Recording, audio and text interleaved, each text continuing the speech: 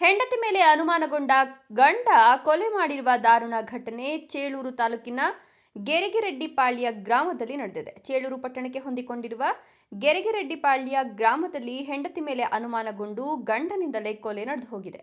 ಬಾಲು ಎಂಬ ವ್ಯಕ್ತಿ ಕೊಲೆ ಮಾಡಿದ್ದಾನೆ. 4 ವರ್ಷಗಳ ಹಿಂದೆ ಮುಸ್ಲಿಂ ಯುವತಿ ದಿಲ್ಶಾದ್ಳನ್ನ ಪ್ರೀತಿ ಮಾಡಿ ಬಾಲು ಮದುವೆಯಾಗಿದ್ದ.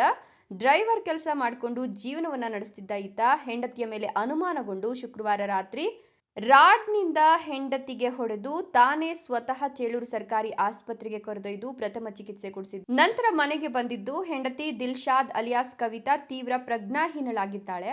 ಆಕೆಯನ್ನ ಆಂಬ್ಯುಲೆನ್ಸ್ನಲ್ಲಿ ಮತ್ತೆ ಬಾಗೇಪಲ್ಲಿ ಸರ್ಕಾರಿ ಆಸ್ಪತ್ರೆಗೆ ಕರೆದುಕೊಂಡು ಹೋಗಿದ್ದು ಅಲ್ಲಿ ವೈದ್ಯರು ಆಕೆ ಮೃತಪಟ್ಟಿರೋದನ್ನ ದೃಢೀಕರಿಸಿದ್ದಾರೆ.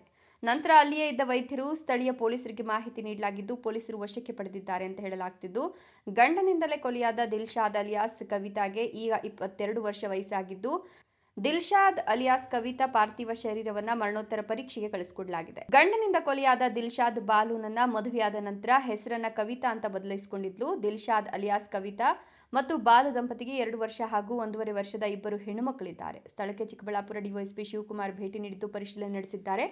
ಸದ್ಯ ಕೊಲೆ ಮಾಡಿರುವ ವ್ಯಕ್ತಿಯನ್ನು ಬಂಧಿಸಿರುವ ಚೇಳೂರು ಪೊಲೀಸರು ಪ್ರಕರಣ ದಾಖಲಿಸಿಕೊಂಡು ತನಿಖೆ ಮುಂದುವರೆಸಿದ್ದಾರೆ.